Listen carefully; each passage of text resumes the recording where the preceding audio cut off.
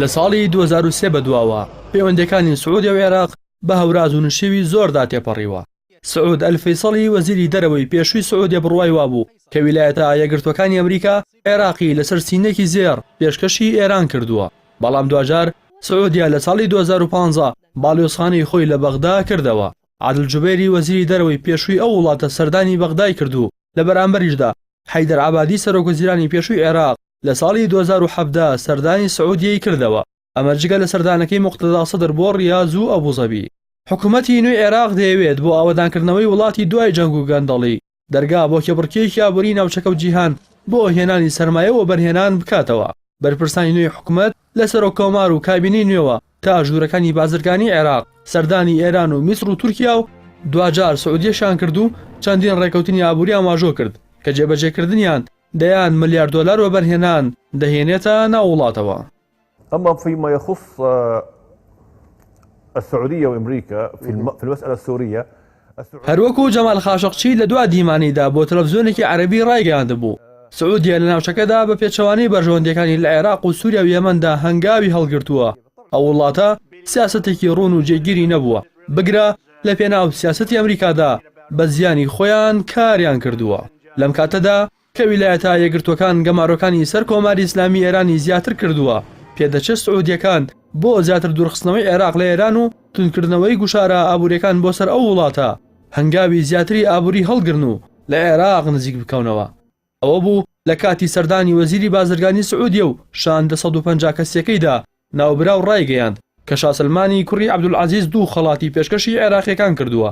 یەکەمیان کردنەوەی شارۆچکەیەکی وەرزشی و دووەمیش پێدانی قەرزێکی 1 ملیار دۆلاریە کە حکوومەتی عێراق سەرپشکە لەو بەرهێنانی لە پرۆژە ناوخۆیەکاندا. هەر لە سەروبەندی ئەو سەردانەدا سعودیەکان بەڵێنیاندایە حکوومەتی عێراق کە کارەبا بدەنە ئەو وڵاتە بە هەرزانتر لەوەی کە لە ئێرانی دەکڕن. عێراق دەیەوێت لە نێوان سعودیا و ئێران و ئەمریکاشدا گەمەیەکی ئابووری و سیاسی ئیدارە بکات کە ئەوە لە بەرژەوەندی وڵاتەکەدایە.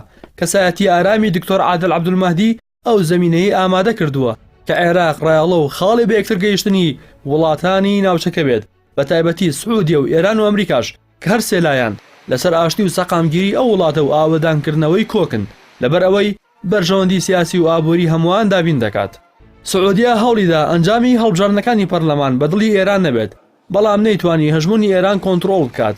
ئێرانیش لەم قۆناغەدا عێراق وەکو بازارێکی گەشەکردووی بازرگانی وەبەرهێنان دەبینێت.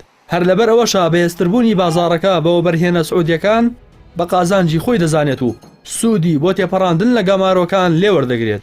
بە تایبەتی لە ڕووی کردەیەوە هەندێک لە پرۆژەکان کاتی زۆریان دەوێت.